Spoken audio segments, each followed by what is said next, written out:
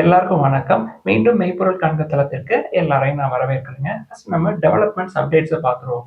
ஜெனா ஸ்மால் ஃபைனான்ஸ் பேங்க் வந்து universal banking லைசன்ஸ்க்காக RBI approach பண்ணியிருந்தாங்க. ஸோ அந்த அப்ளிகேஷனை Reserve Bank of India return பண்ணிட்டாங்க.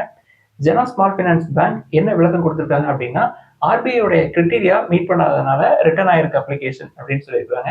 அது என்ன கிரிட்டீரியா அப்படின்னு பார்த்தோம்னா, நெட் ஒர்த் வந்து ஒரு 1000 crores, தென் அசெட் குவாலிட்டி ஸ்ட்ராங்காக இருக்கணும். அதாவது என்பிஏ நெட் என்பிஏ வந்து 1% கீழே இருக்கணும், கிராஸ் என்பிஏ 3% கீழே இருக்கணும், தென் 5 சக்ஸஸ்ஃபுல் இயர்ஸ் ஆஃப் ஆப்ரேஷன் இருக்கணும் அப்படின்னு சொல்லியிருக்காங்க. ஸோ என்ன கிரிட்டீரியா கீழே அப்ளிகேஷன் ரிட்டர்ன் ஆச்சு அப்படின்ற செய்திகள் வங்கி எதுவும் சொல்லலை. அடுத்து அமேசான் எடுத்துக்கிட்டோம்னா, கம்பெனியை பொறுத்த வரைக்கும் அவங்களோட செலவுகளை குறைக்கிறதுக்கு, தென் அவங்களோட ஆப்ரேஷன்ஸை ஸ்ட்ரீம்லைன் பண்ணுறதுக்காக என்ன பண்ணுறாங்க, ஜாப் கட் பண்ணுவோம் அப்படின்னு சொல்லியிருக்காங்க. கிட்டத்தட்ட 30,000 பேருக்கு வேலை இழக்கக்கூடிய ஒரு சூழல் வர்ற மாதிரி தெரியுதுங்க, கார்பரேட் ஜாப்ஸ் அமேசானில். அடுத்து ஹெர்மன் நிறுவனம் எடுத்துக்கிட்டோம்னா, அதாவது சாம்சங் நிறுவனத்தினுடைய ஹோலி ஓன்டு சப்சிடரி ஹெர்மன் எடுத்துக்கிட்டோம்னா, அவங்களுக்கு புனேல ஒரு ஃபெசிலிட்டி இருக்குங்க. அந்த ஃபெசிலிட்டியில ஃபர்தராக கம்பெனி வந்து ஒரு 345 கோடி ரூபாய் இன்வெஸ்ட் பண்றாங்க. எதுக்கு இந்த இன்வெஸ்ட்மெண்ட் அப்படின்னா, எக்ஸ்பான்ஷனுக்கு தாங்க. அதாவது கம்பெனி எங்களோட ப்ரொடக்ஷன் கெப்பாசிட்டியை நாங்கள் ரேம்ப் அப் பண்ணுவோம், 50% நாங்கள் கூட்டுறதுக்காக இந்த இன்வெஸ்ட்மெண்ட்ஸை பண்றோம் அப்படின்னு சொல்லியிருக்காங்க. குறிப்பா புனே ஃபெசிலிட்டி எடுத்துக்கிட்டோம்னா, மேஜர் ஓஇஎம்ஸ் அதாவது டாடா மோட்டார்ஸ், மகேந்திரா அண்ட் மகேந்திரா, மாருதி சுசுகி போன்ற நிறுவனங்களுக்கு சப்ளையர்ஸ் வந்து ஹெர்மன் தாங்க. இது போக கம்பெனி வந்து யூரோப், நார்த் அமெரிக்காவுக்கும் எக்ஸ்போர்ட் பண்றாங்க. எல்லாமே புனே ஃபெசிலிட்டியில இருந்து தான் நடக்குது. அடுத்து ஐபிஓ அப்டேட் எடுத்துக்கிட்டோம்னா, மில்கி மிஸ்ட் ஐபிஓக்காக செபிட்ட அப்ளை பண்ணியிருந்தாங்க. செபி வந்து ஒரு 2035 crore ஐபிஓக்கு அப்ரூவல் கொடுத்த மாதிரி தெரியுதுங்க. ஸோ இந்த டைரி ஸ்பேஸ்ல இது மிகப்பெரிய ஐபிஓ அப்படின்னு சொல்லலாம். மில்கி மிஸ்ட் பொறுத்த வரைக்கும் எதுக்காக ஐபிஓ போறாங்க அப்படின்னா, முக்கியமா டெட் ரீபேமெண்ட், தென் எக்ஸ்பேன்ஷன், அதாவது உங்களுடைய பெருந்துறை பிளான்ட்ல எக்ஸ்பேன்ஷன் ஒர்க்காக ஐபிஓ போறாங்க. தென் அவங்களோட எஃப்எம்சிஜி போர்ட்ஃபோலியோவை ஸ்ட்ரென்தன் பண்ணுவோம் அப்படின்னு சொல்லியிருக்காங்க. சரி, கம்பெனியோட பெர்ஃபார்மன்ஸ் பார்ப்போமே. ஃபினான்ஷியல் இயர் 23, ஃபினான்ஷியல் 25 எடுத்துக்கிட்டோம் அப்படின்னா, ரெவன்யூ ஃபினான்ஷியல் 23ல ஒரு 1394 crores இருந்திருக்குங்க. இது ஃபினான்ஷியல் 25ஓட முடிவில் 2349 crores இருக்கு. எபிட்டா எடுத்துக்கிட்டோம்னா, ஃபினான்ஷியல் 25ல 310 crores இருந்திருக்குங்க. அதாவது கம்பெனியை பொறுத்த வரைக்கும் ஃபினான்ஷியல் 23லேருந்து 25 வரைக்கும் காம்பவுண்டட் ஆனுவல் க்ரோத் ரேட் அப்படின்னு பார்த்தோம்னா 30% இருக்குங்க. அடுத்து டாடா ப்ராஜெக்ட்ஸ்ல ஒரு அப்டேட்டுங்க. கம்பெனிக்கு global real estate player எக்ஸ்பீரியன் developers வந்து ஒரு கான்ட்ராக்ட் கொடுத்துருக்காங்க. கான்ட்ராக்டோட ஒர்த் வந்து ஒரு 800 கோடி ரூபாய் இருக்குங்க. பெரும்பாலும் எக்ஸ்பீரியன் டெவலப்பர்ஸை பொறுத்த வரைக்கும் அவங்களோட ஃபோக்கஸ் வந்து ப்ரீமியம் செக்மெண்ட்டாக இருக்கும். ஸோ டாடா ப்ராஜெக்ட்ஸ்க்கும் எக்ஸ்பீரியன் டெவலப்பர்ஸ்லேருந்து கிடைச்ச ப்ராஜெக்ட்டும் வந்து லக்ஸுரி ப்ராஜெக்ட் தாங்க. எக்ஸ்பீரியன் டெவலப்பர்ஸை பொறுத்த வரைக்கும் குருகிராமில் அவங்களுடைய திட்டம் என்ன அப்படின்னா, ஒரு 2500 கோடி ரூபாய்க்கு இன்வெஸ்ட்மெண்ட் அப்படின்னு சொல்லி அவங்களோட திட்டமா இருக்குங்க. பெரும்பாலும் ப்ரீமியம் அண்ட் லக்ஸரி செக்மெண்ட்டுங்க ஹவுசிங்ல. ஸோ அதுல ஒரு போர்ஷன் வந்து டாடா ப்ராஜெக்ட்ஸ் கிடைச்சிருக்கு. அடுத்து டாடா ட்ரஸ்ட் எடுத்துக்கிட்டோம்னா, மெஹல் மிஸ்ட்ரி அவர்களை ரீஅப்பாயின்மெண்ட் பண்றதுக்கான ப்ரொபோசலை 3 ட்ரஸ்டீஸ் வந்து ரிஜெக்ட் பண்ணியிருக்காங்க. ஸோ டாடா ட்ரஸ்ட்ல இருந்து மெஹல் மிஸ்ட்ரி அவர்கள் எக்ஸிட் ஆகிறத இப்ப தவிர்க்க முடியாதுங்க. திருப்பி அந்த லைஃப் மெம்பர்ஷிப் அப்படின்றது இருக்காது மெஹல் மிஸ்ட்ரி அவர்களுக்கு. அடுத்து பேங்கிங் செக்டர் எடுத்துக்கிட்டோம்னா, ஸ்டேட் ஓன்டு பேங்க்ஸ் அதாவது பப்ளிக் செக்டர் பேங்க்ஸ் இருக்கு இல்லையா, அதுல ஃபாரின் டைரக்ட் இன்வெஸ்ட்மெண்ட் லிமிட் அப்படின்னு பார்த்தோம்னா 20% இருக்குங்க. அது வந்து 49% கூட்டலாமா அப்படின்ற மாதிரி திட்டத்தில் இருக்காங்க அப்படின்னு செய்திகள் வந்திருக்கு. இது சம்பந்தமா finance ministry, then Reserve Bank of India discuss பண்ணிக்கிட்டு இருக்காங்க அப்படின்ற செய்திகளும் கசிஞ்சிருக்குங்க. எந்த முடிவுகளும் இன்னும் வரல. சரி, இந்த லிமிட் அதாவது FDI limit for trade bank அப்படின்னு பார்த்தோம்னா 74% இருக்குங்க. அடுத்து எல்டிஐ மைண்ட்ரி எடுத்துக்கிட்டோம்னா, கம்பெனிக்கு யூஎஸ் பேஸ்டு கெமிக்கல் கம்பெனிட்ட இருந்து ஒரு மல்டி இயர் கான்ட்ராக்ட் வந்து கிடைச்சிருக்குங்க. கான்ட்ராக்ட் ஒர்த் வந்து ஒரு $100 மில்லியன் இருக்குங்க. பெரும்பாலும் இந்த கான்ட்ராக்டோட சாரம் என்ன அப்படின்னா, ப்ராஜெக்ட் எக்ஸிகியூஷன், தென் ID services, AI let ID services, தென் எண்ட் யூசர் சப்போர்ட், இதுவாக தான் இருக்கும் பெரும்பாலும். அடுத்து பேட்டா இந்தியா நிறுவனத்தினுடைய Q2 ஃபினான்ஷியல் 26 ரிசல்ட்ஸ் எடுத்து பார்த்தோம்னா, ஸ்டாண்ட்லோன் நெட் ப்ராஃபிட் வந்து 74% இறங்கி இருக்குங்க இயர் ஆன் இயர் பேசிஸ்ல. கம்பெனி என்ன சொல்றாங்க, இவ்வளவு தூரம் ப்ராஃபிட் குறைஞ்சதுக்கு என்ன காரணம்னா, ஒன் டைம் எக்ஸ்பெண்டிச்சர் ஒன்று எடுத்திருக்காங்க. ரெவன்யூவும் குறைஞ்சிருக்குங்க. அதாவது 837.14 crores இருந்திருக்குங்க Q2 ஃபினான்ஷியல் 25ல. இப்போ அது 801.33 crores இருக்கு. கொஞ்சம் ரெவன்யூ குறைஞ்சிருக்கு, எக்ஸ்பென்சஸ் கொஞ்சம் கூடியிருக்குங்க. 1.34% தான் கூடியிருக்கு இயர் ஆன் இயர் பேசிஸ்ல. ஸோ ப்ராஃபிட் குறைஞ்சதுக்கு அந்த ஒன் டைம் எக்ஸ்பெண்டிச்சர் தான் காரணம். கம்பெனியை பொறுத்த வரைக்கும் ஸ்ட்ராங்கான ரீட்டைல் ஃபுட் பிரிண்ட்ஸ் இருக்குங்க. 2000 ஸ்டோர்ஸ் இருக்கு. Q2 ஃபினான்ஷியல் 26ல ஒரு 30 ஃப்ரான்ச்சைசி ஸ்டோர்ஸ் வந்து ஆட் பண்ணியிருக்காங்க. பெரும்பாலும் செபி அர்பன்ல நாங்கள் எக்ஸ்பான்ஷன் ஒர்க்கை பண்ணிட்டு இருக்கோம் அப்படின்னு சொல்லியிருக்காங்க பேட்டா இந்தியா. பட் இன்னைக்கு ஷேர் ப்ரைஸ் ஒரு 5% அடிச்சிட்டாங்க, 74% ப்ராஃபிட் டவுன் அப்படின்றதுனால. அடுத்த இண்டஸ் டவர்ஸ் உடைய Q2 ஃபினான்ஷியல் 26 ரிசல்ட்ஸ் எடுத்துக்கிட்டோம்னா கன்சாலிடேட்டட் நெட் ப்ராஃபிட் 17% விழுந்திருக்குங்க இயர் ஆன் இயர் பேசிஸ்ல. ரெவன்யூ ஒரு 9.6% ஏறினாலும் கூட குவார்டர் ஆன் குவார்டர் பேசிஸ்ல பார்த்தோம்னா கன்சாலிடேட்டட் நெட் ப்ராஃபிட் வந்து 6% ஏறி இருக்கு. இண்டஸ் டவர்ஸை பொறுத்த வரைக்கும் கொஞ்சம் காஸ்ட்லியான பிசினஸ்ங்க tower business. As of September 30, 2025 கம்பெனியுடைய டவர் பேஸ் அப்படின்னு எடுத்துக்கிட்டோம்னா 2,56,074 இருக்குங்க. கடைசி 12 மாசத்துல கம்பெனி வந்து ஒரு 26,416 டவர்ஸ் வந்து ஆட் பண்ணிருக்காங்க. ஸோ கம்பெனியோட வேல்யூவேஷன் நல்லா இருந்தாலும் கம்பெனியோட பிசினஸ் வந்து காஸ்ட்லியான பிசினஸ் அப்படின்றதுனால நம்ம உள்ள போறதில்ல. அடுத்த டிடிகே பிரஸ்டீஜ் எடுத்துக்கிட்டோம்னா கம்பெனி நல்ல நம்பர்ஸ் காட்டிட்டு இருக்காங்க. ஷேர் பிரைஸ் இன்னைக்கு ஒரு 10% ஏறின மாதிரி தெரிஞ்சதுங்க. நான் ரெக்கார்ட் பண்றதுக்கு முன்னாடி பார்த்தேன். கன்சாலிடேட்டட் நெட் ப்ராஃபிட் 21.5% ஏறி இருக்கு இயர் ஆன் இயர் பேசிஸ்ல. ரெவன்யூ ஒரு 11% ஏறி இருக்குங்க இயர் ஆன் இயர் பேசிஸ்ல. டபுள் டிஜிட் க்ரோத் காட்டிட்டு இருக்காங்க. ஸோ முற்காலங்களில் நல்ல வேல்யூவேஷனில் கன்சிடர் பண்ணவங்களுக்கு இன்னைக்கு நல்ல ரிவார்ட் கிடைச்சிருக்கும். அது போக ரெண்டாவது அப்டேட் என்னன்னா டிடிகே பிரஸ்டீஜ் வந்து மோஎன்கேஜ் கூட ஒரு பார்ட்னர்ஷிப் போடுறாங்க. எதுக்கு அப்படின்னா கஸ்டமர் டேட்டா சிஸ்டத்தை இன்டகிரேட் பண்ணுறதுக்காக இந்த பார்ட்னர்ஷிப் போடுறாங்க. இது என்ன கஸ்டமர் டேட்டா சிஸ்டம்ஸ் அப்படின்னா கம்பெனிக்கு ஆஃப்லைன் கஸ்டமர்ஸ் ஆன்லைன் கஸ்டமர்ஸ் எல்லாமே இருப்பாங்க இல்லையா, எல்லாமே இன்டகிரேட் பண்ணுறாங்க.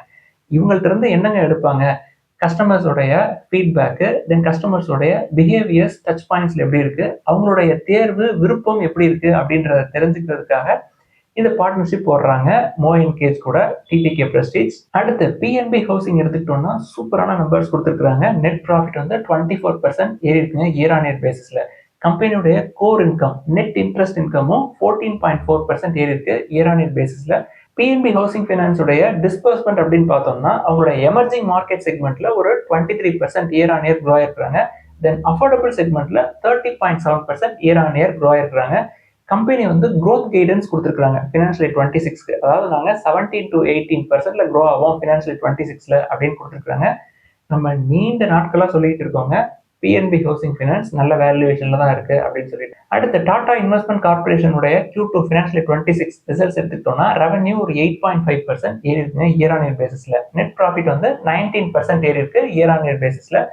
டோட்டல் எக்ஸ்பென்சஸ் அப்படின்னு பார்த்தோம்னா 21% ஏறி இருக்குங்க இயர் ஆன் இயர் பேசிஸ்ல. கம்பெனியை பொறுத்த வரைக்கும் காஸ்ட்லி தான், ரொம்பவே காஸ்ட்லி தான். அடுத்து ஜேகே டயர்ஸ் எடுத்துக்கிட்டோம்னா சூப்பரான நம்பர்ஸ் காட்டிருக்காங்க Q2 ஃபினான்ஷியல் 26ல. கன்சாலிடேட்டட் நெட் ப்ராஃபிட் வந்து 64% ஏறி இருக்குங்க இயர் ஆன் இயர் பேசிஸ்ல. ரெவன்யூ வந்து ஒரு 10.8% ஏறி இருக்கு. டொமஸ்டிக் மார்க்கெட் எடுத்துக்கிட்டோம்னா 15% வால்யூம் க்ரோத் இருக்கு. இன்டர்நேஷனல் பிசினஸ்ல ஒரு 13% வால்யூம் க்ரோத் காட்டியிருக்காங்க. ஸோ நல்ல ரிசல்ட்ஸ் காட்டியிருக்காங்க. கம்பெனியை பொறுத்த வரைக்கும் டெட் டு எக்விட்டி அதிகமாக இருக்கும், அதனால நான் அதை பார்க்கறது இல்லை. மேனுஃபேக்சரிங் ஃபெசிலிட்டிஸ் அப்படின்னு எடுத்துக்கிட்டோம்னா மொத்தம் 6 ஃபெசிலிட்டி இருக்குங்க. 3 கர்நாடகாவில் இருக்கு, தமிழ்நாட்டில் ஒன்று, மத்திய பிரதேஷ்ல ஒன்று, தென் ராஜஸ்தான்ல ஒன்று. மொத்தம் 6 மேனுஃபேக்சரிங் ஃபெசிலிட்டி இருக்கு ஜேகே டயர்ஸ்க்கு.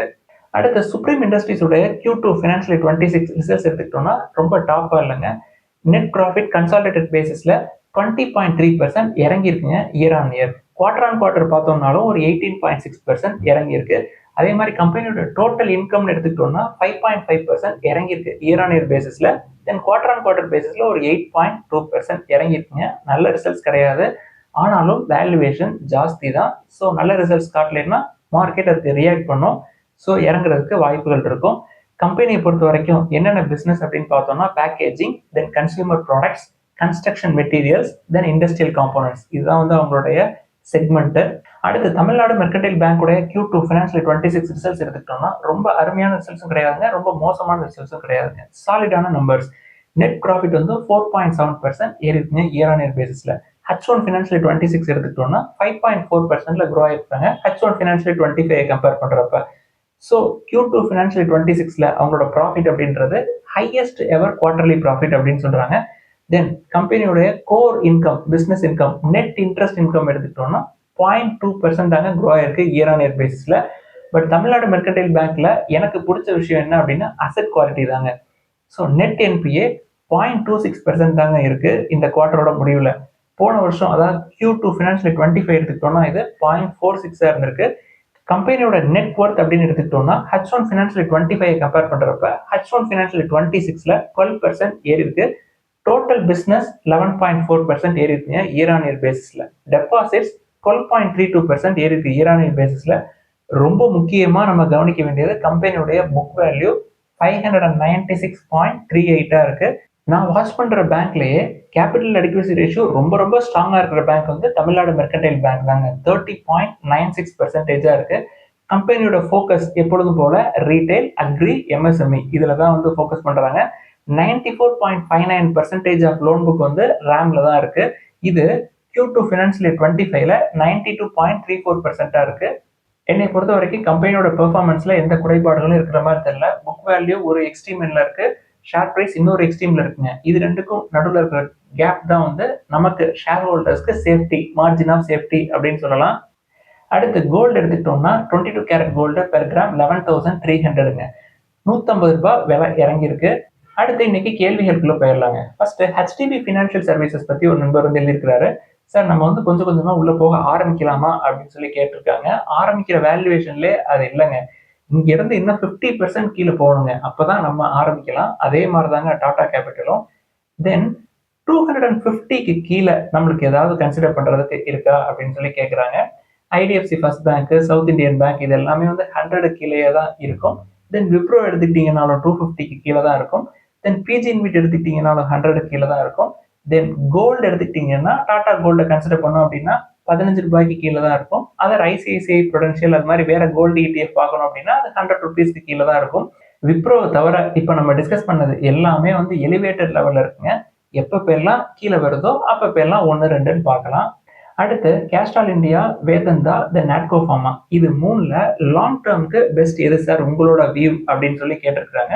நான் வந்து நாட்கோ ஃபார்மான்னு தாங்க சொல்லுவேன். என்ன காரணம் அப்படின்றதையும் சொல்லிடுறேன். ஃபர்ஸ்ட் கம்பெனி வந்து டெட் ஃப்ரீ பிஸ்னஸ், தென் வேல்யூவேஷன் நல்லா இருக்கு, தென் நல்ல ப்ரொமோட்டர்ஸ், தென் கேஷ் ரிசர்வ்ஸும் இருக்கு அவங்கள்ட்ட.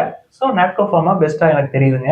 அடுத்த ஒரு நண்பர் வந்து உங்களோட வாட்ச் லிஸ்ட்ல இருக்கிற ஸ்டாக்ஸ் வந்து நல்ல வேல்யூவேஷன்ல இருக்கு ஒரு சில ஸ்டாக்ஸ், அதை லாங் டேர்ம் பார்க்கலாமா அப்படின்னு சொல்லி கேட்டிருக்காங்க. நம்ம watch list main list update பண்ண அன்னைக்கே நம்ம சொன்னாங்க, வாட்ச் லிஸ்ட்ல உள்ளதையும் பார்க்கலாம், மெயின் லிஸ்ட்ல உள்ளதையும் பார்க்கலாம். மெயின் லிஸ்ட் ரொம்ப கன்சர்வேட்டிவா இருக்கும், வாட்ச் லிஸ்ட் டீசென்டான வேல்யூவேஷன்ல இருக்குங்க. ஸோ உங்களுக்கு எது பிடிச்சிருக்கோ அதை பார்க்கலாம். அடுத்த ஒரு நம்பர் வந்து கேஸ்ட்ரால் இந்தியா நல்ல வேல்யூவேஷன்ல இருக்குன்னு சொல்றீங்க, டெட் ஃப்ரீ கம்பெனி, அவங்க ஒரு முக்கியமான பிளேயர் லூப்ரிகன்ட் செக்டரை பொறுத்த வரைக்கும். அப்புறம் ஏன் அதை வந்து நீங்க மெயின் லிஸ்ட்ல ஆட் பண்ணல அப்படின்னு சொல்லி கேட்கறாங்க. மெயின் லிஸ்ட் வந்து எனக்கு இன்ட்ரெஸ்ட் இருக்கிறதாங்க நான் பார்க்க முடியும். வேல்யூவேஷன் நல்லா இருக்கு, அது நல்ல நிறுவனம் தான். எனக்கு அந்த லூப்ரிகன்ட் செக்டர்ல பெருசா ஈடுபாடு கிடையாதுங்க. முற்காலங்கள்ல அது 24, 25 டைம்ஸ் ஏர்னிங்ஸ் இருந்தப்ப எல்லாம் நிறைய நண்பர்கள் வந்து கேஸ்ட்ரால பார்க்கலாமா அப்படின்னு சொல்லி கேட்டிருந்தாங்க. நம்ம வெயிட் பண்ணலாம் அப்படின்னு சொல்லியிருந்தோம். ஸோ நல்ல வேல்யூவேஷன்ல அதாவது 20 டைம்ஸ் ஏர்னிங்ஸ் கீழே வந்தது. அப்ப நீங்க பாக்குறதுன்னா பாருங்க அப்படின்னு ஞாபகப்படுத்துறோம். அவ்வளவுதான். என்னுடைய கன்சிடரேஷன்ஸ் பத்தியும் கேட்டிருக்காங்க. கேஸ்ட்ரால பொறுத்த வரைக்கும் நான் கேஸ்ட்ராலையும் கன்சிடர் பண்ணுவேங்க. பட் எப்படி கன்சிடர் பண்றேன் அப்படின்றதான் முக்கியம். ஐடிசி 10 பண்ணேன் அப்படின்னா கேஸ்ட்ரால் 1 தான் பண்ணுவேன். அடுத்து டாடா கெமிக்கல்ஸை உங்களோட வாட்ச் லிஸ்ட்ல வச்சிருக்கீங்களே, ஆன் வாட் பேசிஸ் நீங்க வந்து வாட்ச் லிஸ்ட்ல வச்சிருக்கீங்க அப்படின்னு சொல்லி கேட்டிருக்காங்க. கம்பெனிக்கு கடனும் இருக்குங்க, தென் பிஇ வந்து 50க்கு மேல இருக்கு. ஸோ அதனாலதான் நண்பருக்கு இந்த கேள்வி. நான் வந்து ஒரு 3 or 4 இயர்ஸ்க்கு முன்னாடி 915, 920 அந்த ரேஞ்சில் உள்ள போனப்ப பிரைஸ் ஏர்னிங்ஸ் 15 தாங்க இருந்தது. இப்போ லாஸ்ட் 2 or 3 இயர்ஸா அவங்களோட பிசினஸ்ல ஸ்லோ டவுன் இருக்கிறதுனால ப்ராஃபிட்டபிலிட்டி குறைஞ்சிருக்கு, நடுவில் லாஸ்லாம் கூட எடுத்தாங்க. அதனால பிஇ எனக்கு எலிவேட்டடா இருக்கிற மாதிரி தெரியுதுங்க. In addition to that Tata கெமிக்கல்ஸோட பிரைஸ் டு புக்னு பார்த்தீங்கன்னா க்ளோஸ் டு 1க்கு வர்ற மாதிரி இருக்கு. ஸோ பேக்கப் டாடா குரூப் இருக்கு. ஸோ கம்பெனியை நல்ல நிலைமை கொண்டு போயிடுவாங்க அப்படின்ற நம்பிக்கை எனக்கு இருக்கு. அதனால நான் என்னோட வாட்ச் லிஸ்ட்ல ஆட் பண்ணியிருக்கேன். இன் addition to that Tata chemicals வந்து டாடா சன்ஸ்ல ஒரு 2% or 2.5% பக்கமா ஸ்டேக்கும் வச்சிருக்காங்க. அதுவும் வந்து எனக்கு ஒரு அட்வான்டேஜ். அடுத்து ஒரு நண்பர் வந்து முற்காலங்கள்ல லோயர் வேல்யூவேஷன்ல நல்ல ஸ்டாக்ஸ் எல்லாம் வந்து கன்சிடர் பண்ணேன் சார், இது எல்லாமே இப்போ கொஞ்சம் ஹையர் லெவல்ல வந்துருச்சு. நான் ஹையர் லெவலுக்கு வந்ததுக்கு அப்புறம் இந்த ஸ்டாக் எல்லாம் கொடுத்துட்டு என்னுடைய ஹவுசிங் லோன் பிரின்சிபலா நான் ரீபே பண்ணிட்டேன் அதுல இருந்து கிடைச்ச ப்ராஃபிட்ல அப்படின்னு சொல்லி எழுதியிருக்காரு. இது ரைட்டா ராங்கா அப்படின்னு சொல்லி எழுதியிருக்காரு. இதாங்க ரைட்டு. அதாவது நம்ம லோயர் வேல்யூவேஷன்ல பார்த்தோம், நல்ல அப்ரிசியேஷன் கிடைச்சிருக்கு, நம்மளுடைய தேவைகளுக்காக அதை கொடுத்துட்டு நம்மளோட தேவையை பூர்த்தி பண்ணிக்கிறோம். அது போக கடனை வந்து அடைச்சிருக்கிறாரு. அது அவங்களோட ஃபேமிலிக்கு ஒரு நல்ல கான்பிடன்ஸை கொடுக்குங்க. உங்களுக்கு கடன் இருக்கு அப்படின்னா உங்களை சுத்தி இருக்கவங்களுக்கு அது ஒரு அச்சுறுத்தலான சூழலை உருவாக்குறதுக்கு வாய்ப்பு இருக்கு. ஸோ கடனை வந்து குறைச்சது இல்ல கடனை அடைக்கிறது வந்து உண்மையிலேயே நல்ல விஷயம் தான். அடுத்து எஸ்பிஐ கார்ட்ஸ் பத்தி ஒரு நண்பர் வந்து எழுதியிருக்கிறாங்க. கம்பெனியை பொறுத்த வரைக்கும் காஸ்ட்லியான பிசினஸ், ஒரு 45 டைம்ஸ் ஏர்னிங்ஸ் இருக்கு. ஸோ அது எனக்கு காஸ்ட்லி தான். அடுத்து குளோபஸ் பிரைஸ் லிமிடெட் அப்படின்ற நிறுவனத்தை பத்தி ஒரு நண்பர் எழுதியிருக்கிறாரு. சார் நீண்ட நாட்களா உள்ள போய் மாட்டிக்கிட்டேன் அப்படின்னு சொல்லி எழுதியிருக்கிறாருங்க. கம்பெனிக்கு பிரைஸ் ஏர்னிங்ஸ் பார்த்தோம்னா 120. சார் வந்து ஒரு 3 இயர்ஸ் ஆர் 4 இயர்ஸ்க்கு முன்னாடி என்டர் ஆயிருக்காரு அப்படின்னா அன்னைக்கு ஸ்டேட்டஸ் எப்படின்னு பார்ப்போமே. மார்ச் 2020ல 49 crores ப்ராஃபிட் பண்ணிருக்காங்க. மார்ச் 2021ல அது 140 crores இருந்திருக்கு. தென் 2023யோட முடிவுல 122 crores இருந்திருக்கு. தென் 2024ல அது 96 crores இருந்திருக்கு. தென் மார்ச் 2025 முடிவுல அது 21 crores இருந்திருக்குங்க. அதாவது 49 crores இருந்து 122 crores போயிட்டு அப்புறம் கொஞ்சம் கொஞ்சமா ப்ராஃபிட்ஸ் வந்து குறைஞ்சிருக்குங்க. அதாவது சார் வந்து அந்த பீக்ல இருக்கிறப்ப கன்சிடர் பண்ணிருப்பாருன்னு நினைக்கிறேன். அன்னைக்கு அது நல்ல வேல்யூவேஷன்ல கூட இருந்திருக்கலாம். பட் ப்ராஃபிட்ஸ் வந்து தொடர்ந்து குறையிறதுனால கம்பெனி வந்து அடிச்சிருப்பாங்க. பட் என்ன நல்ல விஷயம் அப்படின்னா எஃப்ஐஐஸ் டிஐஎஸ் 2 பேருமே அவங்களோட ஸ்டேக்கை கூட்டுறாங்க. நம்மள மாதிரி பயந்துகிட்டு ரீட்டைல் இன்வெஸ்டர்ஸ் வந்து அவங்களோட ஸ்டேக்கை கொடுத்துருக்காங்க. மேபி லாஸ்ல கூட கொடுத்துருக்கலாம். கம்பெனிக்கு டெட் டு equity 0.52 இருக்கு. ஸோ எஃப்ஐஐ ஸ்டேக்கை ஏத்துறாங்க, டிஐஎஸ் ஸ்டேக்கை ஏத்துறாங்க. ஸோ இந்த சமயத்துல பொறுமையை வந்து கொடுத்துடக்கூடாதுங்க. கான்ஃபிடென்ட்டா ஹோல்ட் பண்றது தான் பெஸ்ட் என்னை பொறுத்த வரைக்கும். லாஸ்ட்ல எப்பொழுதுமே நான் கொடுக்க வேணாம் அப்படின்னு தான் சொல்லுவேன். இதெல்லாம் தான் இன்னைக்கு டிஸ்கஸ் பண்ணணும்னு நினைச்சோம். முதலீடுகள்ல ஏதாவது சந்தேகங்கள், கேள்விகள் இருந்தா எல்லாத்தையும் எழுதுங்க. இன்னும் நிறைய கேள்விகள் இருக்கு. வரக்கூடிய பதிவுகள்ல அந்த கேள்விகள்லாம் பத்தி டிஸ்கஸ் பண்ணுவோம். எல்லாருக்கும் நன்றி.